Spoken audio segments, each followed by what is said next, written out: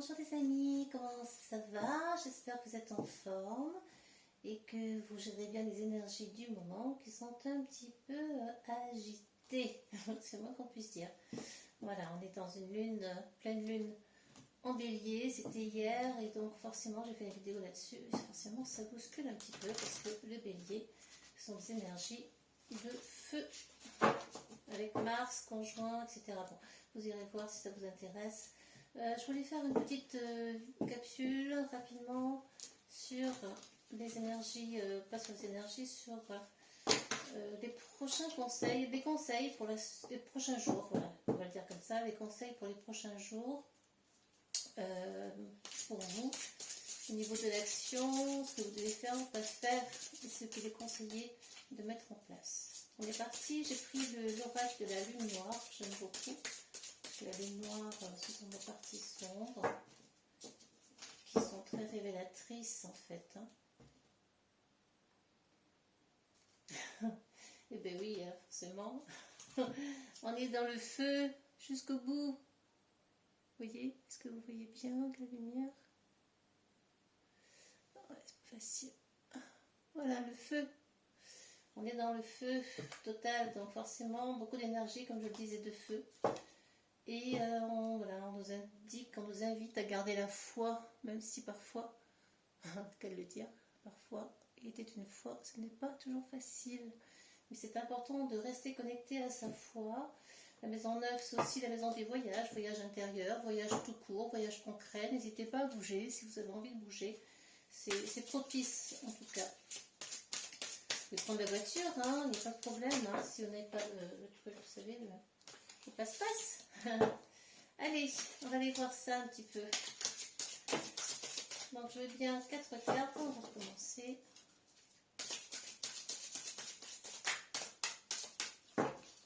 Allez, on de l'action, une, parfait. Celle-là, elle sort. Non. On commence, elle a trop. Celle-ci peut sortir.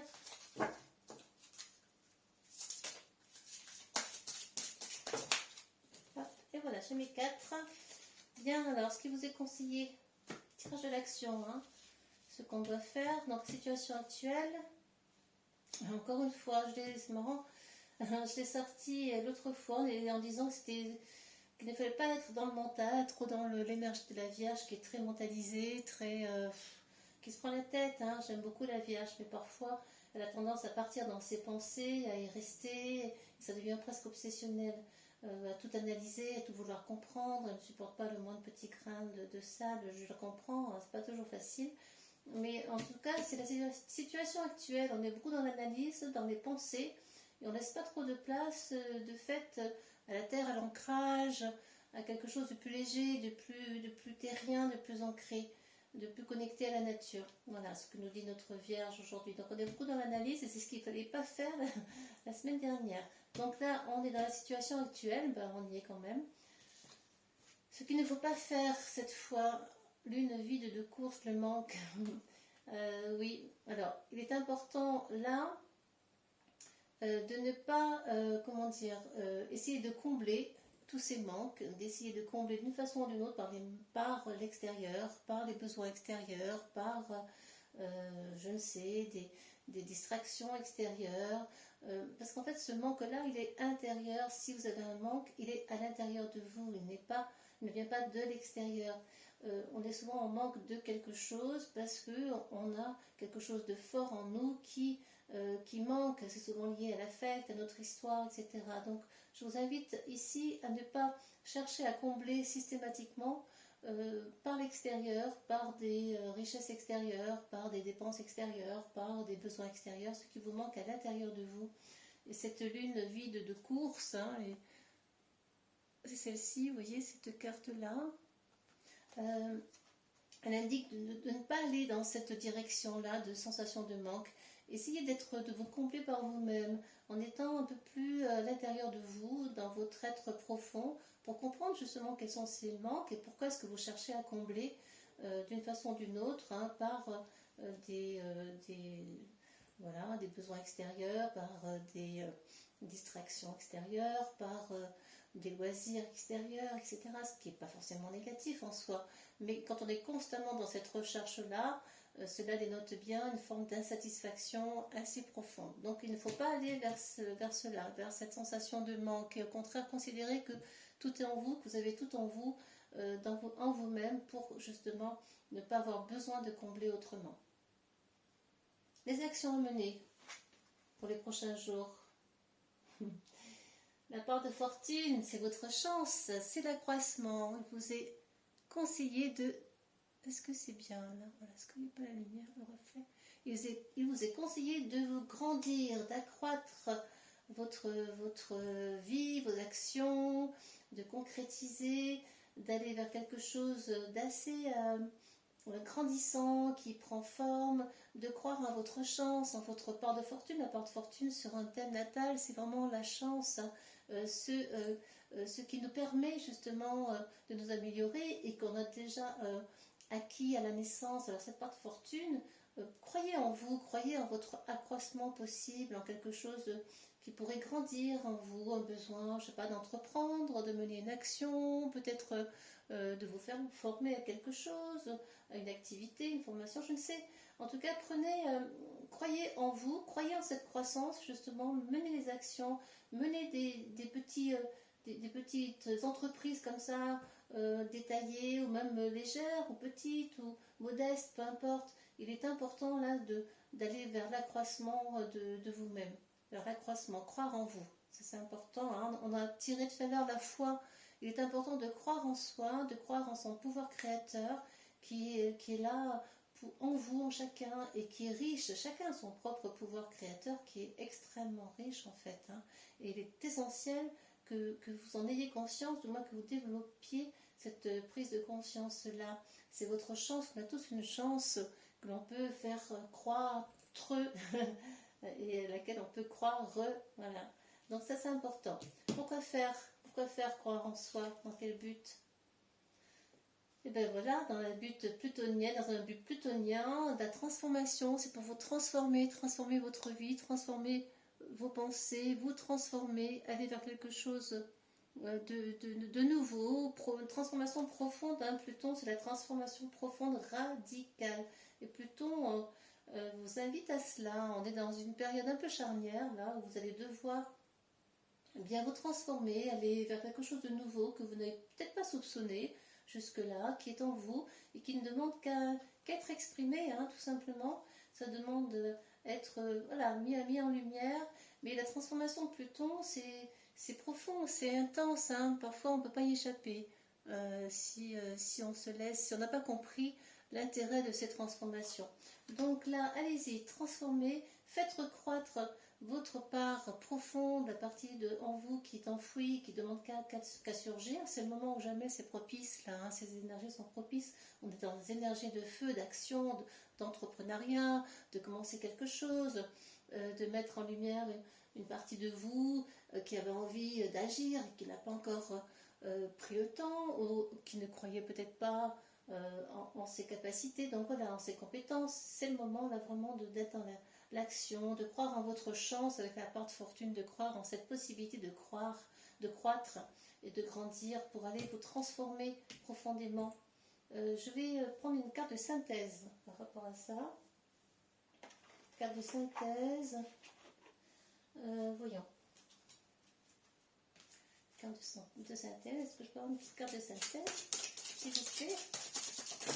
Voilà. Je l'ai. Les partenaires.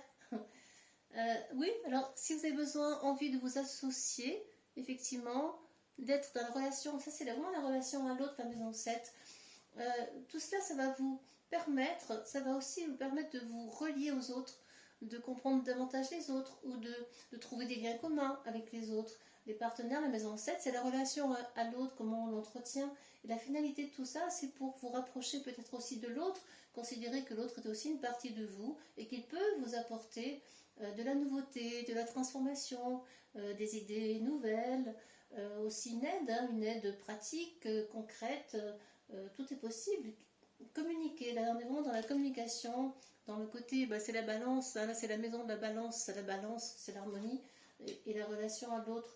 Voilà, là on vous invite dans ce tirage bon, la situation actuelle c'est qu'on pense beaucoup, on ne sait pas où on va.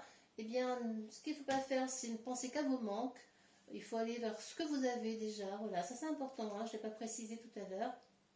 Mais d'aller vers ce que vous avez déjà. Regardez à nouveau, prenez du recul, regardez ce que vous possédez déjà, regardez ce que vous avez en vous, regardez l'abondance autour de vous, prenez conscience de cela, que tout est parfait finalement et que vous n'avez rien à combler, si ce n'est peut-être quelques manques, quelques peurs qui pourraient surgir en vous et qui vous rendent insatisfait.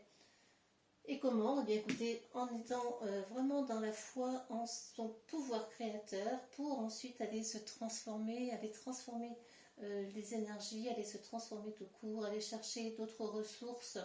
Et voilà, en vous aidant, l'idée générale ensuite qui en découle, c'est de se rapprocher de l'autre, c'est de se rapprocher de la relation à l'autre et d'aller vers une relation harmonieuse, quelle qu'elle soit, quelles que soient les pensées de l'autre, quelle que soit sa manière d'agir, quelles que soient les idées des uns et des autres. C'est important de communiquer, d'échanger. Donc c'est peut-être l'occasion de trouver un associé, un partenaire. Ça c'est fort possible, ce sont des idées, énergie générale, mais en tout cas elles sont très révélatrices de ce qu'on pourrait vivre en ce moment et de ce qui est en nous, au fond de nous, et qui pourrait donc émerger. Voilà les amis, donc je vais juste finir avec une carte de chakra, de l'oracle de chakra, parce que j'aime beaucoup aussi cet oracle. J'espère que ça vous parle, que ça vous interpelle, parce que c'est important de... Voilà, le manque c'est quelque chose d'important. C'est là, elle a sauté carrément, je vais la chercher. C'est-à-dire que voilà, on est encore beaucoup dans le mental, encore une fois, hein, ça c'est très révélateur, hein. On est beaucoup dans le mental, il faut sortir de ce mental pour aller vraiment dans du concret. Faites des choses concrètes, créez. Quel est le conseil du chakra? Quel est le conseil de l'oracle du chakra, s'il vous plaît? Là, c'est là, elle se retourne. Bien voilà, d'accepter d'être guidé déjà. Le conseil c'est on a soutien, amour, signe, direction. Il est temps de prendre un nouveau chemin, de vous laisser guider par l'univers, de vous laisser guider par votre spiritualité, votre intuition, de regarder les signes, d'y mettre beaucoup d'amour et de considérer que en fait tout est là, tout près de vous. Il n'y a plus qu'à tendre la main, il n'y a plus qu'à avancer, il n'y a plus qu'à poser des actes pour pouvoir suivre et prendre en tout cas une très bonne direction, une nouvelle direction avec amour, avec foi.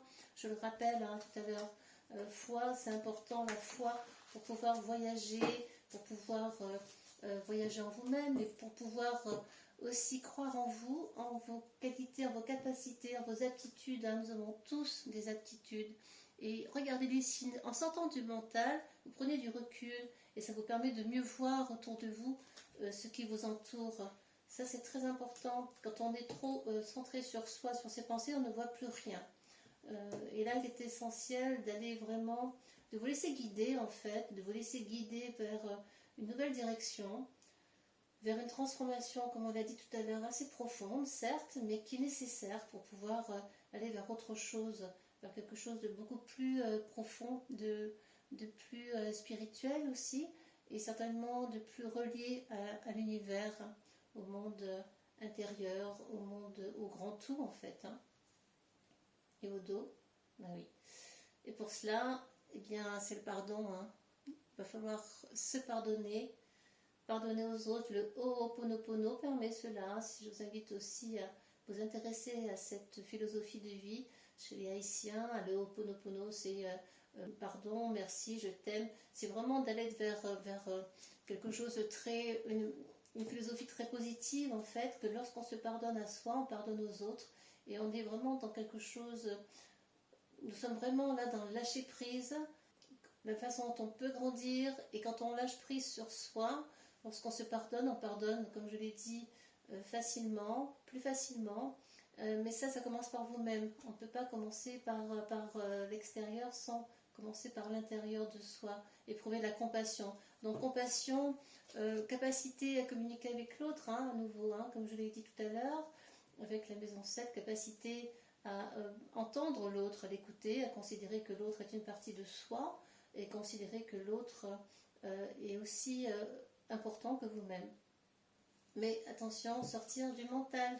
Pour ça, si vous voulez voir tout le reste, il est important de s'ancrer, alors peut-être avec la nature, avec la méditation, ça permet cela, avec une pause intérieure, dans une situation où c'est nécessaire, dans une période où c'est nécessaire, d'autant que ça va pas mal bouger dans les prochaines semaines, surtout au mois de novembre, je pense. En tout cas, voilà mes amis, j'espère que vous aurez pris ce que ça résonne pour vous déjà, et que cela vous aidera à acheminer pour les prochains jours. Prenez simplement ce qui résonne, je ne détiens aucune vérité, simplement celle que les cartes me donnent aujourd'hui, et que l'énergie qu'elles me donnent aujourd'hui, et chacun saura ce qu'il aura à en faire. Merci à tous, je vous souhaite plein de milliers de belles choses, je vous envoie toute ma tendresse, à bientôt.